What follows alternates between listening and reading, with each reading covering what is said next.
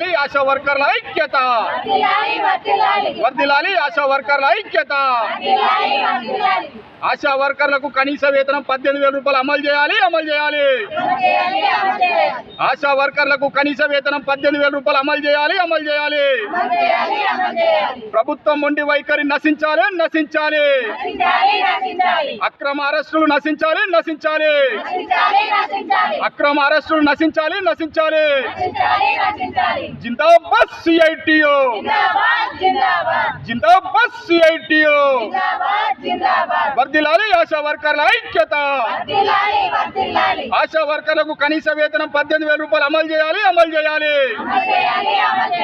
ఆశా వర్కర్లకు ఉద్యోగ భద్రత కల్పించాలి ఆశా వర్కర్లకు ప్రమాద బీమా సౌకర్యం కల్పించాలి ఆశా వర్కర్ల అక్రమ అరెస్టులు నశించాలి జిందాబాద్ సిఐటియు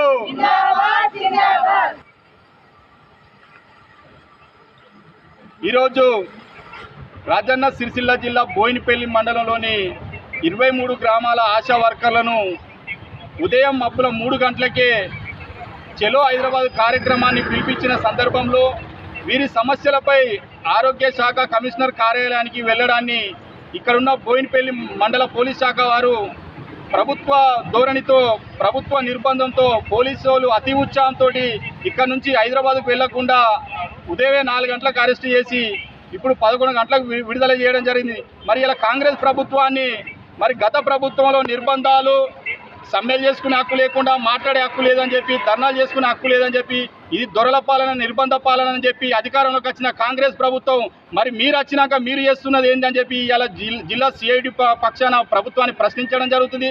మళ్ళీ వీళ్ళు గొంతమ్మ కోరికలేం కోరడం లేదే, వీరి సమస్యలు చెప్పుకోవడానికి హైదరాబాద్ వెళుతున్న తరుణంలో కూడా ఎక్కడో అక్కడ నిర్బంధంగా అరెస్టు చేసి ఇలా ఉక్కుపాదం అణచివేయాలని చూస్తే మరి ఇలా కాంగ్రెస్ ప్రభుత్వానికి ఒకటే హెచ్చరికలు జారీ చేస్తున్నాం సిఐడి పక్షాన.